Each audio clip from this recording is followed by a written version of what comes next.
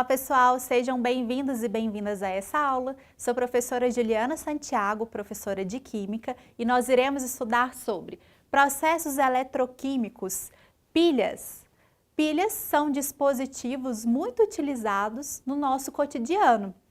Mas vamos voltar um pouquinho na história da ciência.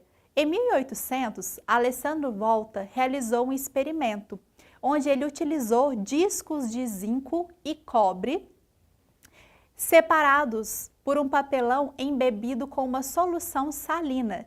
E ele percebeu que à medida que ele aumentava esses pares desses dispositivos, a tensão elétrica aumentava.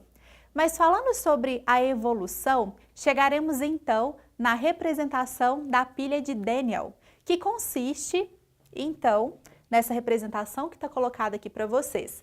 De um lado temos um eletrodo de zinco, e do outro um eletrodo de cobre.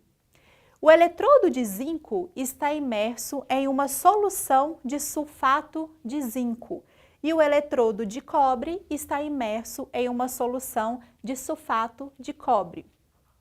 Interligando, nós temos então a ponte salina com o sal, que é o KCl.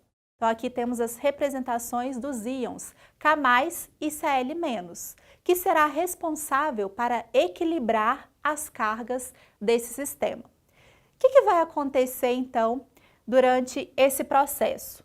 O zinco metálico, ele irá perder elétrons, que é chamado de processo, de oxidação. Então, oxidação é perda de elétrons. Então, o fluxo de elétrons se dá do zinco para o cobre. Temos então nessa solução íons Cu2+ e íons SO4 2-. O íon Cu2+ vai então receber esses elétrons. O que vai acontecer? Um processo de redução. Então, redução é ganho de elétrons. Nesse caso, o cobre, Cu2+, vai reduzir para cobre 0 ao receber esses elétrons, que é o cobre metálico. E vai acabar acontecendo o quê? Uma deposição, de cobre aqui nessa barra. Então, vai aumentar o volume. O que vai acontecer no caso do zinco? Como está perdendo elétrons, vai acontecer um processo de corrosão. Entendido? Com relação à ponte salina, ela vai colaborar no sentido de equilibrar essas cargas. O cobre foi reduzido a cobre 0, mas temos ainda em solução SO4 2-. Então, vai equilibrar recebendo o cátion, a parte positiva.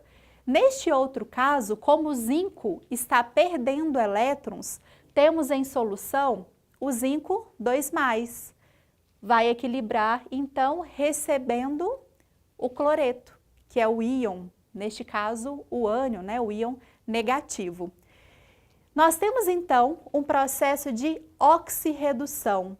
Então, energia química sendo transformada em energia elétrica, Então, é um processo espontâneo.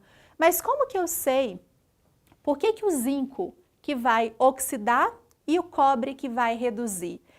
Neste caso, é importante vocês saberem que não precisa decorar de forma alguma.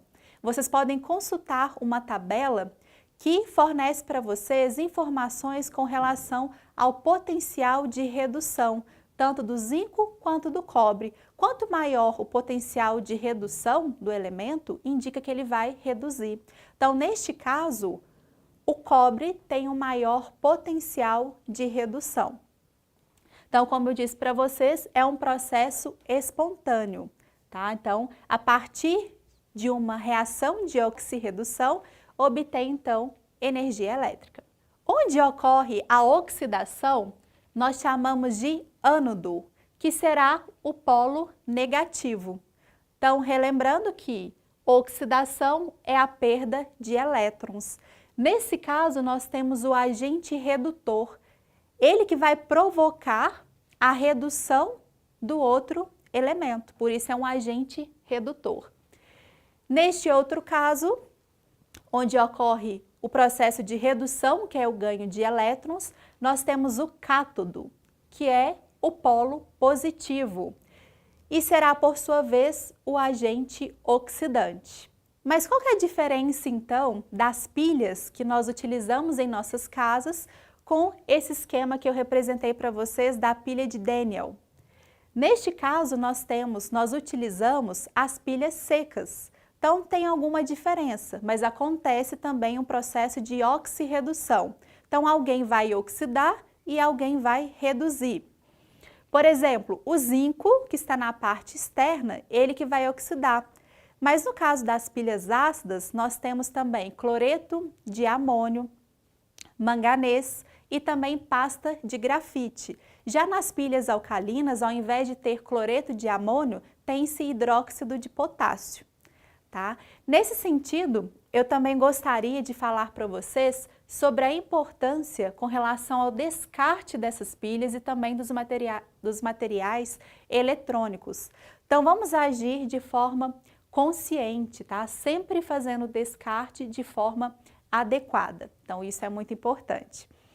Bom, pessoal, espero que tenha ficado claro para vocês, tá? Sobre essa reação de oxirredução, então, obtenção de energia elétrica a partir de uma energia química, né, da reação de oxirredução, que tenha ficado claro para vocês a diferença do ânodo com o cátodo, da oxidação, que é a perda de elétrons, e da redução, que é o ganho de elétrons. Aproveitem para tirar uma foto dessa lousa, eu agradeço pela atenção, até a próxima aula.